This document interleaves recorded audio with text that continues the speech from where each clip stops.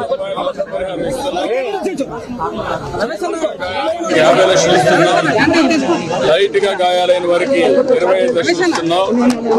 దీంతోనే సరిపెట్టకుండా ఆ కుటుంబాలను ఏ విధంగా ఆదుకోవాలి. ఇప్పుడు 17 కుటుంబాలు పూర్తిగా నష్టపోయారు.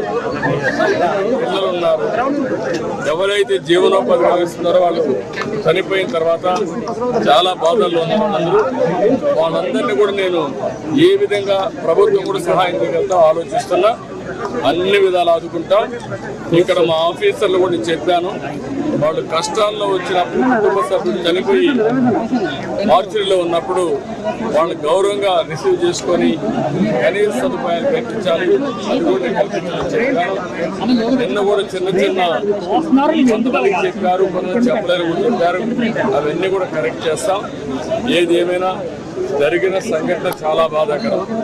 నేను ముందు ఫ్యాక్టరీకి పోకుండా ఇక్కడికి వచ్చానంటే ముందు బాధితులను పరామర్శించి ప్రాణాలకు విలువ ఇవ్వాలి.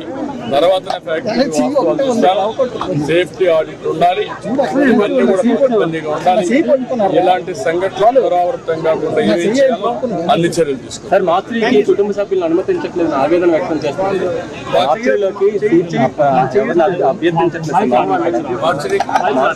ఎవరిని కూడా పర్మిషన్ ఇవ్వట్లేదు, ఆవేదన వ్యక్తం చేస్తున్నారు. బాధ నాకు అర్థమైంది. కూడా చెప్పాను. ఈ సమయంలో కూడా వైసీపీ నేతలు విమర్శలు చేస్తున్నారు.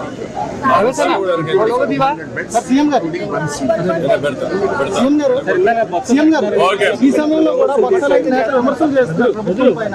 వాళ్ళు విమర్శలు చేస్తారు, ప్రజలు అర్థం చేసుకుంటారు. ఇలాంటి తప్పుడు పనులు చేసి మళ్ళా విమర్శించడానికి చేతకాంతనం. నేనే బాధ్యత. నేను వచ్చి 60 రోజులైంది.